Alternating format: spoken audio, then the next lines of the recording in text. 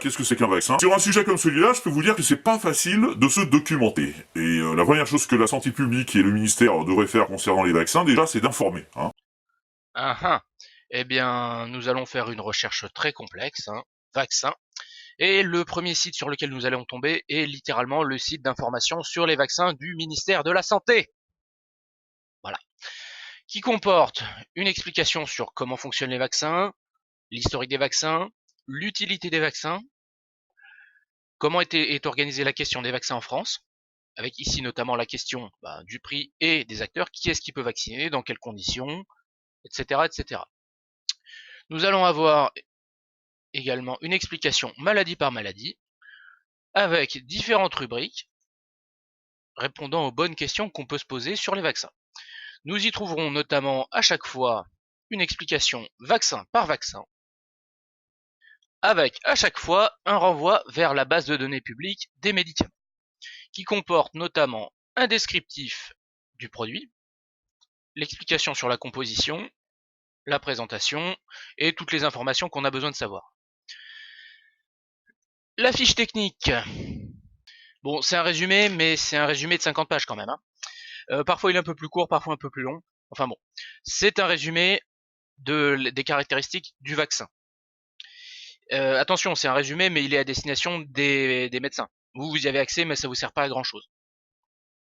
Qui comporte le nom du médicament, la composition, le format du vaccin, les cas où on s'en sert, comment est-ce qu'on l'administre, quand est-ce qu'on ne s'en sert pas, ce à quoi il faut faire attention, qu'est-ce qui se passe si on a d'autres médicaments en cours, le cas de la femme enceinte, qu'est-ce qui se passe si en plus on doit conduire, quels sont les effets indésirables potentiels, et ensuite tout un tas de choses que je serais bien incapable de vous expliquer.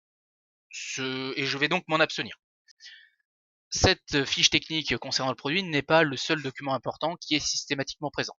Nous avons notamment à chaque fois l'avis de la Haute Autorité de Santé concernant le service médical rendu. On peut voir ici. La Haute Autorité de Santé étant une administration française chargée d'évaluer l'utilité des vaccins, entre autres choses. Bon, ici, il y a peut-être une petite question qu'il faut se poser. C'est un site qui comporte plein d'informations qui nous sont très utiles, mais la question qui se pose, c'est est-ce que c'est bien vrai? Bah ouais, ce serait quand même bête que tout soit faux. Pour la petite anecdote, c'était arrivé dans le cas de l'IVG.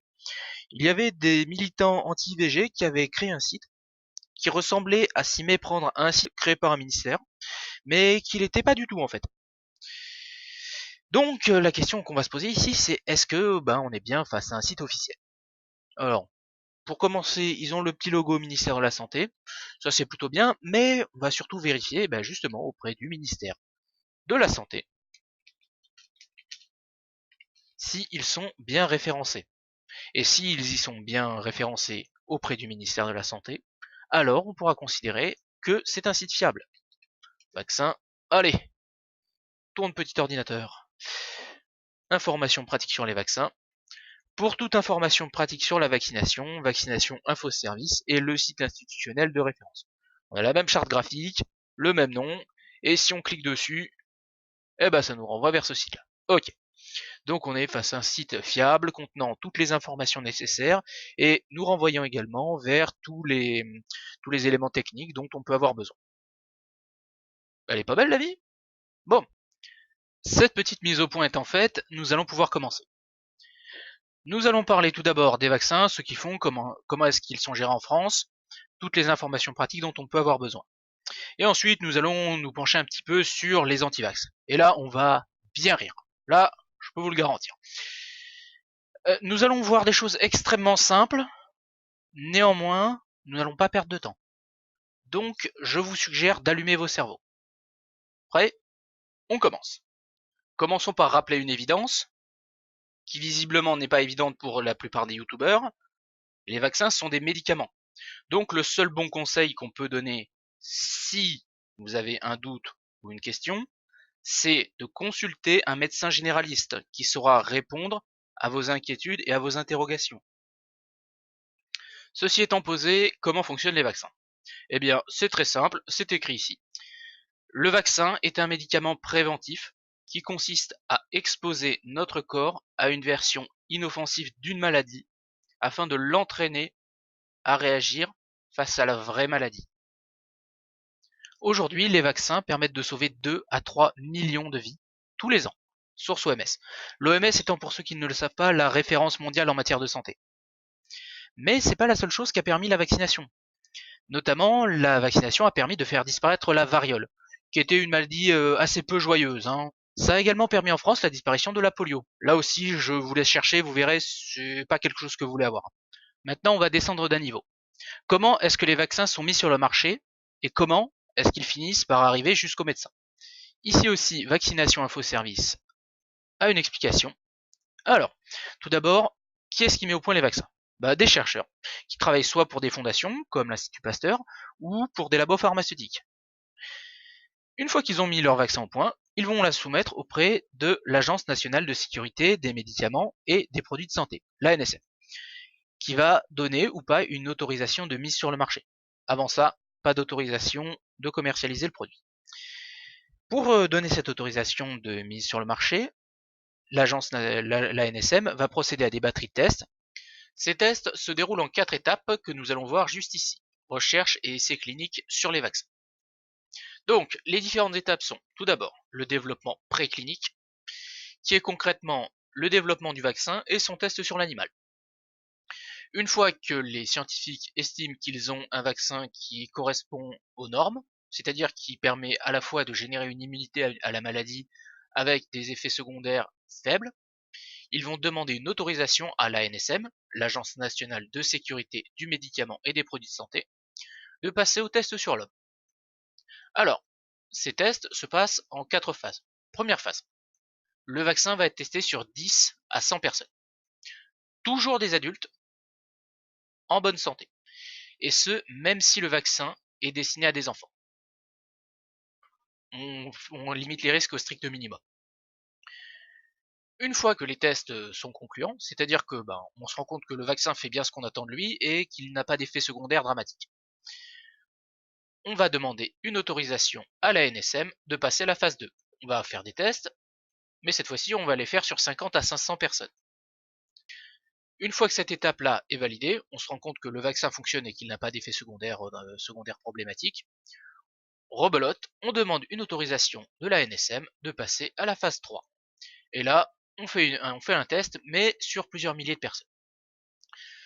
Si ce test est concluant, dans ce cas-là, l'ANSM va donner une autorisation de mise sur le marché. Et c'est là que commence la phase 4, qui est concrètement le suivi du médicament pendant sa commercialisation. Vu la liste des tests et des études demandées par les autorités, la ANSM, entre le moment où un vaccin est conçu et le moment où il est autorisé à la vente, il s'écoule de 9 à 14 ans, et voire plus dans certains cas. D'accord? Les tests sont réalisés avec le plus grand sérieux et tous les paramètres sont mesurés. Ok, passons à l'étape suivante. La Haute Autorité de Santé et la Commission Technique des Vaccinations. Ils ont 2 fonctions. La première est d'évaluer le service médical rendu des vaccins, qui déterminera si les vaccins sont remboursés par la sécurité sociale et à quel taux. Et la deuxième est ici et concerne l'élaboration des recommandations vaccinales, où ces 2 organismes ont le devoir de proposer des recommandations concernant les vaccinations. Ils doivent notamment proposer les modalités de réalisation des vaccinations, la généralisation de la vaccination, quelles populations doivent être ciblées, à quel âge doit avoir lieu la vaccination, combien de doses, à quelle périodicité pour les rappels, etc., etc., etc. Et ensuite intervient le ministère de la Santé qui élabore la politique vaccinale en France. Ce qui donne le calendrier des vaccinations que vous pouvez voir ici, qui vous dit, voilà, en fonction de votre âge, de votre situation particulière, quels sont les vaccins qui doivent être faits et comment est-ce qu'ils doivent être faits. Alors, tout ce que je viens de vous dire peut vous sembler un petit peu abstrait. Rassurez-vous, ils ont prévu un petit dépliant qui explique tout ça d'une manière beaucoup plus simple et beaucoup plus claire que je ne l'ai fait. Et j'aurais peut-être dû commencer par là d'ailleurs. Donc si vous posez la question, il est disponible ici, acteur de la vaccination, et ensuite c'est le premier truc en bas. Nous avons vu la partie conception des vaccins, nous allons maintenant nous pencher sur la question de la fabrication. Et pour ça, nous allons cliquer sur processus de fabrication d'un vaccin.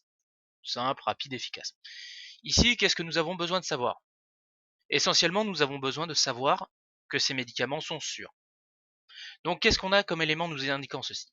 Tout d'abord, nous savons que 70% du temps de fabrication est consacré au contrôle qualité et sécurité. L'autre point important est le système de double validation. Les vaccins, avant d'être envoyés chez les pharmaciens, vont être contrôlés à la fois par l'industriel qui les fabrique, qui va s'assurer que ces produits sont de bonne qualité, mais aussi par l'ANSM. L'ANSM va contrôler 100% des lots de vaccins avant qu'ils ne soient envoyés chez les pharmaciens. Et c'est uniquement une fois que à la fois l'industriel et l'ANSM auront validé que ces vaccins pourront être envoyés chez les pharmaciens. Maintenant, nous allons voir la distribution des vaccins. Nous allons répéter un point important. Les vaccins sont des médicaments. Ils sont donc disponibles en pharmacie, sur prescription d'un médecin et sont injectés par un médecin ou une sage-femme. Le médecin va vérifier deux choses. La première, c'est l'utilité de vous vacciner. Est-ce que vous rentrez dans le calendrier des vaccinations ou est-ce que vous avez une situation particulière qui fait qu'il est utile de vous vacciner contre certaines maladies qui ne sont pas dans le calendrier vaccinal? La rage par exemple. La rage, vous pouvez vérifier, n'est pas dans le calendrier vaccinal. Néanmoins, si par exemple vous travaillez en service vétérinaire, il peut être utile d'être vacciné contre la rage, maladie mortelle je le rappelle, même si elle n'est pas dans le calendrier vaccinal. La deuxième chose que le médecin va vérifier, c'est la compatibilité du vaccin avec votre état de santé. Il y a des situations où il n'est pas souhaitable de vacciner. Ici, on nous explique les principales contre-indications de la rougeole, mais c'est disponible pour chacun des vaccins. Donc, le vaccin ne doit pas être utilisé en cas d'allergie aux substances actives, de maladie ou de prise d'un médicament qui affaiblissent le système immunitaire, de grossesse. Et enfin, la vaccination doit être différée en cas de maladie aiguë avec fièvre. Alors, une fois le vaccin injecté, il nous reste une dernière chose à faire, suivre les effets indésirables potentiels. Les vaccins, comme tous les médicaments, font l'objet d'une pharmacovigilance. La pharmacovigilance est un service qui a pour but d'assurer le recueil, l'enregistrement et l'évaluation scientifique des informations relatives aux effets indésirables susceptibles d'être dus à des médicaments, pour prévenir et réduire les risques et prendre les mesures appropriées si nécessaire. Vous savez désormais l'essentiel de ce que vous avez à savoir concernant les vaccins. Si vous avez l'impression que vos neurones chauffent, sachez que c'est ce qui arrive quand on produit un effort intellectuel. Dans l'hypothèse où ce que je vous ai dit est un petit peu trop compliqué pour vous, on va simplifier encore. Les vaccins sont des médicaments préventifs qui font l'objet de contrôles extrêmement sérieux de la part des industriels qui les fabriquent et des autorités publiques, à la fois pendant leur phase de développement et leur fabrication. Les vaccins sont administrés par des médecins qui sont des professionnels de santé ayant au moins 8 ans d'études et qui s'appuient sur le consensus scientifique le plus récent matérialisé par le calendrier vaccinal. Ces médecins tiennent également compte de la situation particulière et des éventuelles contre-indications qui sont propres à chaque patient. Les éventuels effets indésirables post-vaccination sont systématiquement recensés, évalués scientifiquement, puis intégrés à la recherche scientifique. Bon, maintenant qu'on est au clair, on va pouvoir attaquer la partie rigolote, les antivax. Et on va se poser 4 questions très très simples qu'on doit toujours se poser si on a un soupçon de fraude. 1. Qui parle? 2. Qu'est-ce qui est dit? 3. Quelles sont les preuves? Et 4. Qu'est-ce que ça implique? Et pour finir, je vais vous proposer un petit cas pratique sur tout ce qui ne va pas dans la vidéo de Monsieur Defecator et toutes les questions très simples qu'il aurait pu se poser qui auraient évité ce naufrage. Commençons par notre première question. Qui sont les antivax? Et ici, en fait, ce que je vais faire, c'est vous présenter les leaders antivax, ou en tout cas des gens qui ont produit quelque chose dans ce domaine. Et on va voir si on a affaire à des gens qui sont sérieux. Notre premier champion est anglais, et c'est un petit peu le boss mondial de l'antivaxisme, Andrew Wakefield. Qu'est-ce qu'on a besoin de savoir sur Monsieur Wakefield? On a besoin de savoir que le British General Medical Council, le GMC, l'ordre des médecins anglais, a prouvé la véracité de plus d'une trentaine des inculpations contre Wakefield, parmi lesquelles 4 inculpations pour malhonnêteté et 12 pour abus contre enfants victimes de troubles du développement. Le tribunal a jugé que Wakefield a failli à son devoir de consultant responsable, a agi contre l'intérêt de ses patients, malhonnêtement et de manière non responsable lors de son étude. Des éléments de son manuscrit ont été falsifiés. Wakefield a été radié du registre médical, c'est-à-dire qu'il a été renvoyé de l'ordre des médecins anglais, et qu'il n'est plus autorisé à exercer la médecine au Royaume-Uni. Parmi les choses qu'on lui a reprochées, il y a eu notamment des conflits d'intérêts d'ordre financier non divulgués, mais également sur les maltraitances concernant les enfants qui lui ont été confiés, des procédures médicales invasives inutiles, incluant notamment des coloscopies et des ponctions lombaires. Alors si vous vous demandez ce que c'est qu'une coloscopie, ça consiste à enfoncer une caméra dans le rectum des gens. Donc le monsieur a quand même des hobbies un petit peu particuliers. Bon, ok. Monsieur Wakefield, c'est peut-être pas très concluant. On va passer à notre deuxième champion, Monsieur Montagnier. Luc Montagnier, plus précisément. Alors, Monsieur Montagnier. Monsieur Montagnier, vous me direz, là, on est face à du sérieux. Le monsieur est quand même prix Nobel de physiologie ou médecine pour la découverte en 1983 du VIH, donc le virus du sida. Ouais, sauf que, et ça, c'était dans les années 80. Mais depuis, il a multiplié des positions un petit peu étonnantes, on va dire, que je vais vous détailler un petit peu dans quelques minutes. On va dire que c'était suffisamment bizarre pour qu'il finisse par être accusé de charlatanisme dans les années 2000. Et il a même dû s'exiler en Chine, puis au Cameroun. Et quand il a décidé d'aller faire ses trucs au Cameroun, on a quand même 44 autres prix Nobel qui ont écrit au président du Cameroun pour expliquer que Monsieur Montagnier n'était pas franchement un très bon scientifique et lui expliquer que et le prévenir, je cite, d'un impact désastreux sur la qualité du système de santé au Cameroun. Ça pose son affaire. Après, on va voir un petit peu ce que Monsieur Montagnier propose. Hein. Après tout, bon, là, on sait que ses collègues l'aiment pas, mais on sait pas encore pourquoi. Alors là, on a la liste des choses qui posent un petit peu problème dans les dires de Monsieur Montagnier. Alors, je me permets de lire. Hein. Téléportation de l'ADN, ok.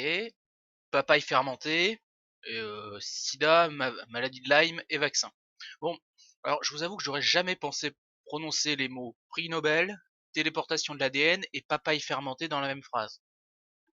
Bon, après, on va voir exactement ce qu'il fait, hein. Allez.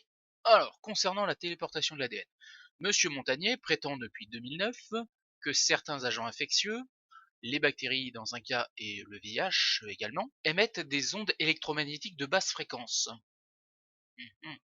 Et il prétend également s'être servi de ces signaux électromagnétiques qu'il aurait enregistrés afin de dupliquer l'ADN de ces bactéries. Si vous avez du mal à visualiser ce que ça veut dire, le monsieur est concrètement en train de vous expliquer qu'il suffit de mettre un autoradio dans de l'eau pour pouvoir fabriquer le sida. Oui, je résume beaucoup, mais concrètement, c'est ce que le monsieur dit. Donc évidemment, le monsieur a été la risée du monde scientifique qui a simplement ignoré ces résultats considérés comme absolument invraisemblables. Même moi j'arrive à comprendre en quoi c'est ridicule, donc bon, c'est bien qu'il y a un problème. Alors, détail amusant, Monsieur Montagnier admet se rapprocher des thèses du docteur Benveniste, dont les théories sont considérées comme étant le résultat de fraudes scientifiques. Passons maintenant au sida. Monsieur Montagnier est l'un des découvreurs du VIH, donc a priori il doit avoir une idée de comment marche cette maladie. Sauf qu'en fait, non. Visiblement, non. Alors, le monsieur déclare qu'avec un bon système immunitaire épaulé d'une bonne nutrition antioxydante, hein, l'organisme se défend mieux contre les attaques virales. Et plus précisément, si vous avez un bon système immunitaire, il se débarrassera du virus en quelques semaines. Ok, alors explication pour ceux qui dormaient en cours de SVT. Hop, le VIH ou virus de l'immunodéficience humaine est un type de virus qui peut causer le sida. L'infection au VIH atteint le système immunitaire. Ce qui distingue le VIH des autres virus, c'est qu'il atteint au système immunitaire en prenant le contrôle des cellules TCD4, qui ont pour rôle de coordonner la réponse immunitaire. Et pour plus précisément, le VIH utilise les cellules CD4 pour se propager. Il les endommage et les détruit. Et ce faisant, il mine de l'intérieur le système immunitaire. Venir nous expliquer qu'il faut avoir un bon système immunitaire pour lutter contre le VIH, alors que c'est ce système immunitaire qui permet au VIH d'exister, c'est juste ridicule. Allez, passons à la partie rigolote, la papaye fermentée. Alors, Monsieur Montagnier a trouvé un remède miracle, hein. Et en plus, pas compliqué à produire, hein. La papaye fermentée, qui permet de guérir, d'après Monsieur Montagnier, la maladie de Parkinson, le sida, et enfin l'alcoolisme. Ouais, j'aime bien la manière dont il a fait ses tests d'ailleurs. On a essayé sur des patients atteints de sida en Afrique qui étaient sous trithérapie. Probablement parce que son expérience n'aurait pas été légale en France, hein. Bon bah, cette histoire de papaye fermentée, c'était en 2002. Vous avez entendu parler récemment des vertus miracles de la papaye fermentée pour soigner l'alcoolisme ou le sida? Non? Bah c'est normal, ça marche pas. Bon bah, mais ça c'était en 2002, c'est vieux. Est-ce qu'il a fait quelque chose de plus récent, monsieur Montagnier? Eh ben ouais. En 2016, il a remis le couvert avec ses histoires d'ondes électromagnétiques, mais cette fois-ci en travaillant sur la maladie de Lyme. Alors, il a proposé une méthode de détection de cette maladie qui est décriée et considérée comme insensée par la majorité du corps médical et par toutes les personnes qui ont une vague idée de ce qu'est une onde électromagnétique aussi. Bon, alors la méthode c'était quoi en fait? Eh ben, la méthode elle consistait à capter des ondes électromagnétiques émises par l'échantillon de sang étudié. Oui, c'est ridicule. Bon, certes. Mais moi, ce qui m'embête, c'est qu'il ait facturé ses tests. Il avait monté une société qui s'appelait Nanectis et qui réalisait ses analyses en demandant entre 300 et 400 euros à chaque patient. Bon, à la limite, le commerce, c'est pas sale, l'argent non plus, il n'y a pas de difficulté de ce côté-là. Mais c'est le à régler sous forme d'un don libre, c'est-à-dire en partie déductible des impôts, qui m'embête. Je suis pas spécialiste de la question fiscale concernant les dons, ni de la fiscalité des sociétés pharmaceutiques, mais je pense que les services fiscaux, s'ils ne l'ont pas fait, devraient aller questionner Monsieur Montagnier au sujet de ces fameux dons libres. Et finalement, en 2017, Monsieur Montagnier a enfoncé le dernier clou dans le cercueil de sa crédibilité en s'associant avec Monsieur Henri Joyeux, alors radié de l'ordre des médecins. Monsieur Joyeux étant d'ailleurs notre prochain champion anti-vax dont nous allons étudier le cas juste maintenant. Alors, qui est Monsieur Joyeux? Monsieur Joyeux est un ancien médecin qui a été radié de l'ordre des médecins pour non-respect du code de déontologie. Alors, cette radiation a été ensuite annulée, je cite, au nom de la liberté d'expression. Alors, qu'est-ce qu'on a besoin de savoir sur Monsieur Joyeux?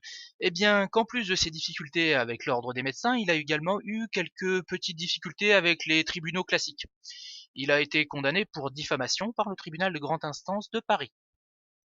Bon ok, les tribunaux, c'est pas toujours concluant. Mais s'il y avait que ça, à la limite, ce serait pas trop grave. Notamment, ben, le souci chez monsieur est un peu plus profond, on va dire. Alors, vous savez ce que c'est ça? Études médicales et scientifiques sur l'apparition de Medjugorje? Eh ben en fait, c'est Monsieur Joyeux qui prétend avoir des preuves de l'apparition de la Vierge Marie en Bosnie. Ouais, ouais, on va voir le résumé, hein. Alors, qu'est-ce que ça nous dit? Cette publication est le résultat des études accomplies au cours de nombreux voyages par un théologien et une équipe de 5 médecins, sous la direction du professeur agrégé Henri Joyeux de la faculté de médecine de Montpellier. Alors, quel est l'objet du livre? Que signifie ce jeûne dans la Bible et la tradition chrétienne? Pourquoi est-il mort? Pourquoi renaît-il? Comment jeûner pour le bien du corps, de l'esprit, de la foi et de la charité? Le professeur Henri Joyeux et l'abbé Laurentin l'expliquent, chacun sur son terrain, l'un médical et l'autre spirituel et historique. Bon, on va passer sur le curé qui est mis au même niveau que le médecin. Ici, on a quand même Monsieur Joyeux qui est capable de répondre à la question pourquoi Jésus aurait ressuscité. Monsieur Joyeux serait capable de nous expliquer le mécanisme de la résurrection. C'est bon, ma foi. Bon, alors, qu'est-ce qu'il a écrit d'un petit peu particulier, le monsieur? Spiritualité, cancer, l'espoir. Alors ça, c'est comment guérir le cancer par la prière. Je vais vous montrer. Vous allez voir, c'est agaçant. Qu'est-ce qui m'embête dans le descriptif? En refusant le spirituel, nous jouons les scientifiques exclusifs. Ne passerions-nous pas à côté d'une partie essentielle de ce qui fait l'homme? Ouais. Donc en fait, les médecins, c'est des méchants scientifiques, et bon, il faudrait bien sûr tenir compte de la religion, on sait jamais, hein. Alors, est-ce qu'il a écrit quelque chose d'autre d'un petit peu particulier, ce monsieur? Un truc qui doit agacer un petit peu, on va dire, hein, notamment les médecins, guérir définitivement du cancer. Oser dire quand et comment. Ah ouais. Alors on va voir le résumé, hein. Là, par contre, c'est un petit peu. Si vous avez déjà été malade, ça peut agacer. Alors, monsieur veut, je cite, parler de la guérison définitive du cancer et même la programmer. Ah ouais. Alors, on va quand même préciser un petit détail, hein. Son livre, elle a été écrit en 2005, hein, il y a pas loin de 15 ans. Bon, malheureusement, le cancer existe toujours, donc sa programmation, ça marche moyen. Bon, on va également passer sur le fait que monsieur nous explique que le cancer a des causes relationnelles et affectives déstabilisantes et des stress successifs. En résumé, un des facteurs de cancer, c'est la psychologie. Alors il y avait d'autres gens qui racontaient ça, mais ça s'est pas vraiment bien fini, on va dire. Là, on a vu les trucs qui devraient vraiment pas exister et on va rentrer dans les trucs rigolos.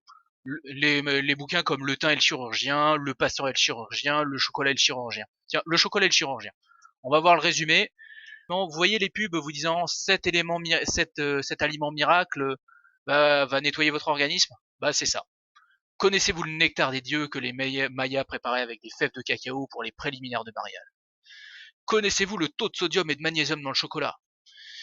Savez-vous qu'un chocolat qui est riche en fibres alimentaires est bon pour réguler votre transit intestinal?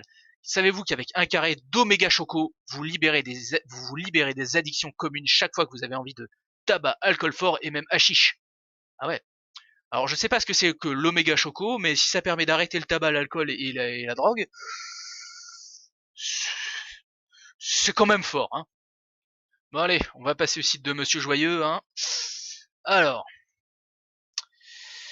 alors question, ici en voyant ça, est-ce que vous pouvez deviner la profession de Monsieur Joyeux? Non, parce que moi quand je vois ces paniers de légumes partout, j'en conclus que Monsieur Joyeux est fermier. Alors, tiens, ça c'est intéressant. Moins de cancer et moins de récidive en mangeant mieux et meilleur. Ah moi ça m'intéresse, hein. Comment éviter de choper le cancer? Oui. Ah, ah, la première chose qu'il faut faire, c'est payer. Et en plus, il est gentil, il nous donne la possibilité de payer soit par PayPal, soit par Stripe. Et en plus, il l'écrit lui-même. En plus, il nous remercie si on paye. Ah, c'est gentil ça.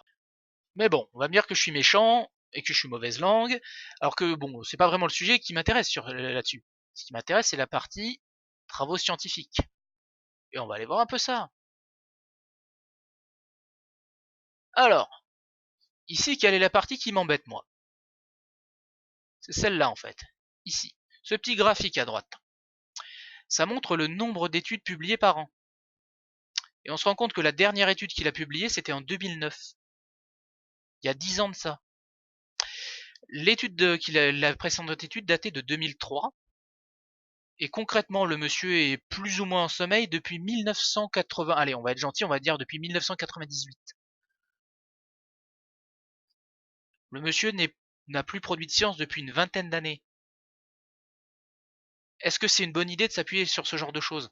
Un monsieur qui vient nous expliquer qu'on peut guérir le cancer par la prière, qu'il a des preuves de l'apparition de la Vierge Marie en Bosnie, et toutes les autres choses qu'on a pu voir jusque-là.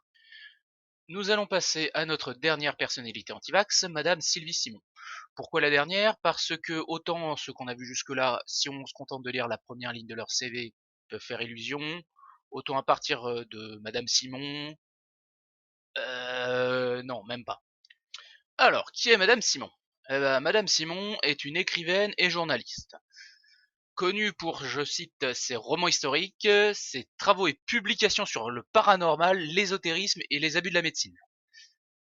Ouais, ouais, elle est connue pour ses travaux sur le paranormal et l'ésotérisme. Penchons-nous sans plus attendre sur les écrits de Madame Simon. Alors elle a commencé très fort en 1996, hein, avec Le don de guérir, où elle explique concrètement qu'on peut guérir à peu près tout et n'importe quoi par apposition des mains. Ouais, ouais, par la magie, quoi. Bon, d'entrée de jeu, on sent la grosse science, on va dire, hein. Elle a dû avoir son petit succès, puisqu'elle a récidivé l'année d'après avec la dictature médico-scientifique, où elle explique ce qui sera son leitmotiv pour le futur, à savoir les médecins, les entreprises pharmaceutiques et le gouvernement sont des incapables corrompus. Bon, vous allez me dire, je suis mauvaise langue, bon, écoutez, hein, je vais prendre son bouquin là, intitulé Le réveil de la conscience, hein, et on va aller regarder le résumé. Alors, à travers un dialogue qui concerne la vie quotidienne tout autant que la santé ou la mort, les auteurs ont choisi d'emmener le lecteur, ce dernier est libre de nommer la conscience comme il le désire, que ce soit Dieu ou le rien qui contient tout. Mais il doit rester maître de son destin. Si vous ne pensez pas par vous-même, enseigne la grande tradition, c'est l'humanité qui pense pour vous. Ouais. Ouais, ouais. Bon, alors votre conscience, c'est Dieu. Ouais, ouais. Ça, c'est classé dans ouvrage santé. Donc là, on est sur la partie sérieuse, on va dire, hein. Maintenant, on va rentrer sur les trucs un petit peu folkloriques, on va dire. Ésotérisme. Alors ici, je vais attirer votre attention sur ceci. Réincarnation de l'expérience à la science. Oui, alors madame prétend pouvoir prouver l'existence de réincarnation. C'est-à-dire que si vous mourrez, vous allez ressusciter. Bon, du coup, on comprend pas trop pourquoi elle nous embête avec ces vaccins, puisque même mourir, a priori, c'est pas trop grave dans ces conditions. Alors, Sylvie Simon retrace ici l'historique du concept de la Renaissance à travers le monde, et démontre que de très nombreuses personnalités éminentes y adhèrent depuis des siècles. Elle cite de nombreux génies anormalement doués, qui ont visiblement rapporté leurs dons d'ailleurs, et raconte aussi des aventures incroyables qui ne peuvent s'expliquer que par la réincarnation. Ouais, ouais, ouais, ouais. Alors, qu'est-ce qu'elle a écrit d'autre d'intéressant, Madame Simon? La science à l'épreuve du paranormal. Alors ça, c'est merveilleux parce que ça montre très bien le raisonnement de Madame. Alors déjà, elle s'imagine qu'il y a des phénomènes paranormaux, hein, qui, je cite, se manifestent de façon si évidente qu'il est impossible de les ignorer. Donc a priori, bon bah il y a des preuves. Mais on va voir comment est-ce que Madame Simon raisonne.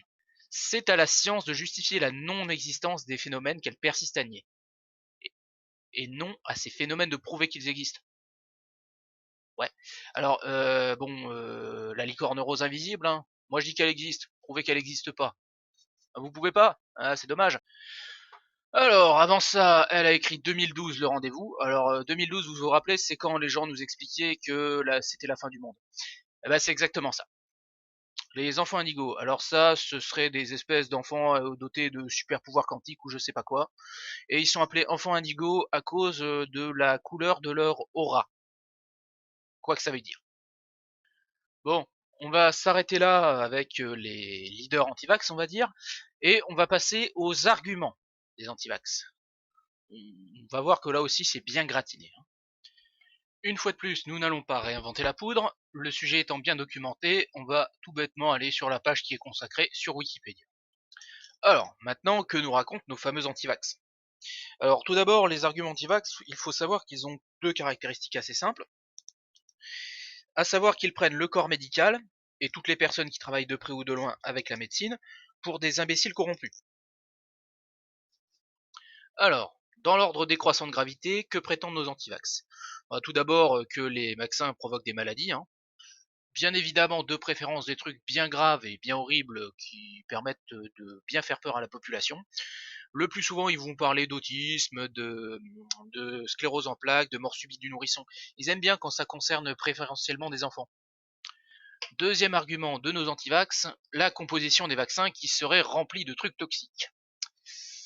Eh ben dans certains cas, c'est pas faux. Ce qu'ils oublient un petit peu de dire, c'est la quantité. Alors on va prendre la notice technique, hein, d'un vaccin qu'on utilise beaucoup, c'est l'hexavalent, et pour la polio. La polio, c'est un truc qu'on n'a pas envie d'avoir. Alors, on parle de quelle quantité exactement? Vous noterez qu'on parle en microgrammes, hein. Donc une fois 25 microgrammes de hémoglatuline filamenteuse, ça fait peut-être peur, mais bon, moi c'est surtout les 25 microgrammes que je constate, hein. C'est un petit peu le principe de la radio, ça. Vous savez, si vous allez à l'hôpital et qu'on vous fait passer une radio, ce qu'on fait, c'est qu'on vous expose à des trucs radioactifs. Bon, ça vous arrive pas trop fréquemment, donc il n'y a pas de problème. Là, c'est un peu la même chose. Troisième argument de nos antivax, en fait, les vaccins, ça sert à rien. Eh oui, ça n'empêche pas les maladies de se propager ou quoi que ce soit. Alors, je vais rappeler ici un petit détail. Juste comme ça, hein, ça fait depuis 1902 que la vaccination est obligatoire. Ça fait littéralement plus d'un siècle qu'on vaccine en masse dans notre pays. Donc, si ça servait à rien, on s'en serait rendu compte. Quatrième argument des antivax, en fait, les vaccins, ça servirait juste à faire de l'argent, à engraisser Big Pharma. Bon, une nouvelle fois, on prend les médecins pour des imbéciles qui n'ont aucune idée de ce qu'ils injectent, hein. Je vais me permettre d'être en désaccord avec ce point et partir du principe que les médecins sont compétents en médecine. Mon hypothèse n'est pas très audacieuse, hein. Alors ça, c'était les quatre principaux discours anti-vax. On va ensuite tomber sur des trucs un peu moins fréquents et un petit peu plus bizarres, hein. Typiquement, les gens qui vont vous expliquer que, en fait, c'est mieux d'avoir une vraie maladie que d'être vacciné. parce que l'immunité créée comme ça serait de meilleure qualité. Alors, je vais quand même vous signaler que ces gens vous expliquent littéralement qu'être malade c'est bon pour la santé. Je pense pas avoir besoin d'expliquer où est le problème. Passons maintenant à la pratique. À quoi ça ressemble un discours anti-vax? Eh ben, un discours anti-vax, ça va toujours commencer par vous préciser que ce n'est pas anti-vax. On va aller voir ça par exemple sur la Ligue nationale pour la liberté des vaccinations. Vous allez voir, c'est beau. Comme vous le constatez, la première chose qu'on vous demande, c'est de l'argent. Ma foi, l'argent il en faut, c'est pas sale, il n'y a pas de problème de ce côté-là. Alors, qu'est-ce qu'ils nous disent exactement ces braves gens de la Ligue nationale pour la liberté des vaccinations? Ben, ils nous expliquent très gentiment qu'ils veulent l'abrogation des obligations de vaccination. Et pour quelle raison exactement? C'est marqué ici, pourquoi l'obligation vaccinale doit-elle être abrogée? L'antivax va commencer avec du faussement raisonnable. Ici, bon, les deux premiers, ça se résume bien avec le second, hein. Chaque individu a le droit à son libre choix en matière de santé. C'est le fameux c'est mon corps, c'est mon choix. Sauf que c'est pas vrai. Ici, on parle pas de contraception, on parle de maladies infectieuses. Si vous risquez de contaminer des gens avec des maladies mortelles, c'est pas juste votre choix. D'accord? Si vous mettez des gens en danger, dans ce cas-là, vous êtes un problème. Et très vite, l'antivax va tomber le masque. Deux lignes en dessous, on va pouvoir lire de nombreuses études démontrent l'inefficacité des vaccinations. Alors, on va pouvoir aller voir la liste de leurs études, on va bien rire. Encore une ligne en dessous, les accidents sont nombreux. Le principe de précaution n'est pas respecté. Le système est basé sur la peur. Les vaccinations n'ont pas fait régresser les épidémies. La théorie vaccinale est le résultat d'une vaste entreprise de désinformation. On peut voir ici que le vaccin est comparé à une roulette russe. Est-ce qu'ici il n'y a pas un petit problème de distorsion? Non, parce que moi quand je lis cet argumentaire-là, je me dis mais il faut interdire les vaccins. Alors pourquoi est-ce qu'ils demandent simplement à supprimer l'obligation de se vacciner? Bah, l'explication est très simple. C'est que la suppression de l'obligation vaccinale, c'est que la première étape et qu'on y va progressivement. Comme se présenter comme anti-vax, c'est surtout avoir l'assurance de passer pour un gros faisant, il faut biaiser. Allez, avant de quitter ce site, je vous avais dit qu'on allait bien rire avec les nombreuses études dont ils nous parlent. Bon, en fait, c'est des livres, hein. Dans leur service librairie, hein, on peut voir qu'on a Madame Sylvie Simon qui est citée avec 4 ouvrages. Alors Madame Simon, c'est celle dont on a vu qu'elle s'imagine qu'il y a des enfants quantiques, que le monde devait finir en 2012, qu'on peut se réincarner et toutes les autres choses surprenantes, on va dire, qu'on a pu voir sur sa page Wikipédia. Alors, qui d'autre avons-nous là-dedans? Nous avons Madame Berthoud. Madame Berthoud qui nous explique, en gros, qu'on peut guérir l'autisme en mangeant bio. Ouais. Sinon, on va voir Monsieur Elminger. Alors, Monsieur Elminger, je vais vous montrer sa fiche Psyram. Alors, Psyram, c'est un site qui recense les gens un petit peu particuliers, on va dire. Alors, ce monsieur a inventé, je cite, la thérapie séquentielle homéopathique, qui s'imagine qu'on doit remonter dans le temps pour rétablir l'équilibre énergétique qui serait perturbé suite à divers événements et qui causerait les maladies. Ouais. Bon. On est encore face à quelqu'un de peu crédible, on va dire. Je pense que vous voyez à peu près à quelle typologie d'individu on a affaire. Je vais plutôt continuer à faire confiance à mon médecin généraliste plutôt qu'à ces gens-là. Alors, on va voir le dernier type, si on veut, d'antivax. Celui auquel on va avoir affaire au quotidien, dans les commentaires YouTube. Alors on a par exemple Monsieur Dos Santos ici, directement dans les commentaires de la vidéo de Monsieur Defecator. Monsieur Dos Santos a posté un lien YouTube, ce qui a dû lui prendre environ 15 secondes. Le lien en question fait 1h55.